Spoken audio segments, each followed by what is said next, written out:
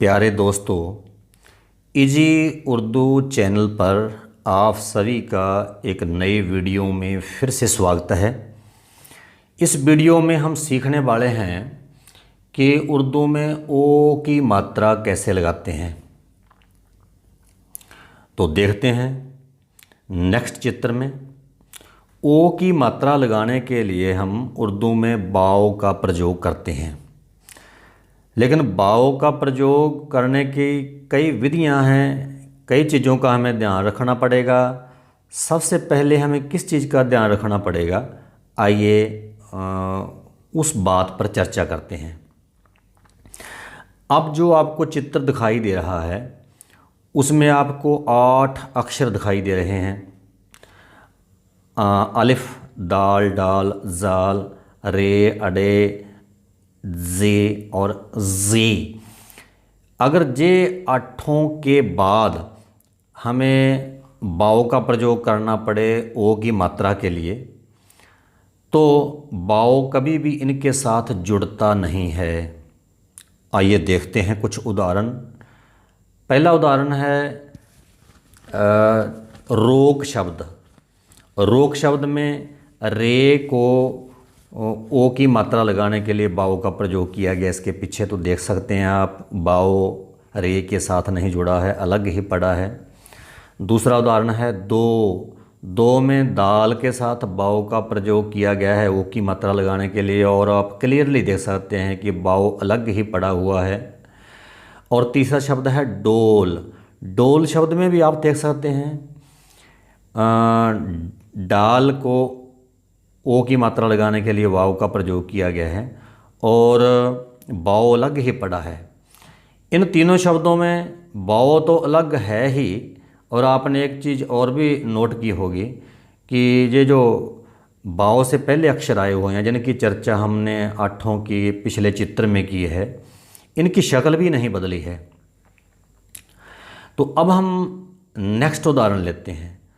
उसमें हम क्या देखेंगे कि पिछले आठों अक्षरों के बिना जो जितने भी बाकी अक्षर बच गए, अगर उनके साथ ओ की मात्रा के लिए बाओ का प्रयोग होता है तो दो परिवर्तन आते हैं दोस्तों, दो परिवर्तन। पहला परिवर्तन कौन सा आता है, उन अक्षरों की जो शक्ल है वो बदल जाती है, या यूँ कह लें सीधी सी भाषा में कि आधी रह जाती है। और दूसरा परिवर्तन क्या आता है, बाओ उनके साथ जुड़ जाता है। पिछले अक्षरों के साथ नहीं जुड़ा था, इनके साथ जुड़ जाता है। तो देखते हैं नेक्स्ट चित्र में पहला उदाहरण है कोट शब्द का, जहाँ काफ को ओ की मात्रा लगाने के लिए बाओ इसके साथ प्रयोग किया गया है। तो आप देख सकते हैं काफ की शक्ल आधी रहेगी और बाओ उसके साथ जुड़ गया।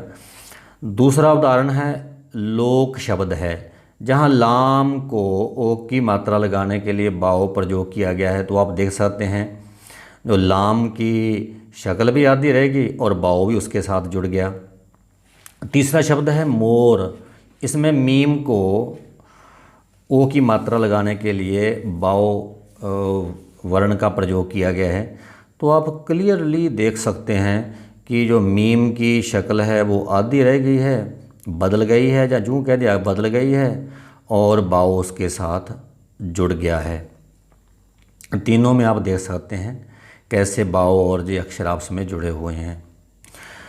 और इससे पहले कि हम चर्चा करें पूरा ओ कैसे लिखना है, जैसे ओम शब्द है।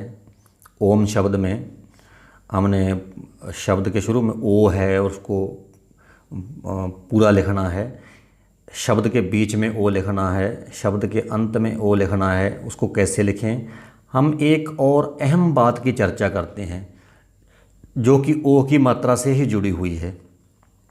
तो देखते हैं नेक्स्ट चित्र में कुछ वर्ण, कुछ अक्षर।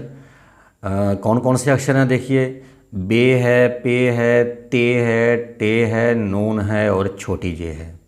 साथियों, ये चित्र दिखाने का मेरा मकसद क्या है कि अगर इन शब्दों के इन वर्णों के साथ बाओ आ जाए ओ की मात्रा के लिए तो इनकी शक्लें पूरी तरह से बदल जाती हैं, बिल्कुल बदल जाती हैं।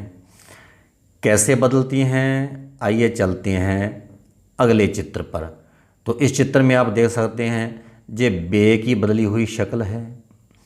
अब ओ की मात्रा लगाने के बाद बाओ, इसके साथ बाओ प्रयोग करने के साथ ओ की मात्रा लगाने के लिए जे पे की बदली हुई शक्ल है, जे ते की बदली हुई शक्ल है, जे टे की बदली हुई शक्ल है, जे नून की बदली हुई शक्ल है और जे छोटी जे की बदली हुई शक्ल है। क्या वाकई शक्लें ऐसी हो जाती हैं, बदल कर ऐसी हो जाती हैं जब इन अक्षरों के साथ ओ की मात्रा लगाई जाती है या बाओ प्रयोग किया जाता है? देखते हैं अगले चित्र में। तो अगले चित्र में हमें पहला जो शब्द मिल रहा है वो है बोर।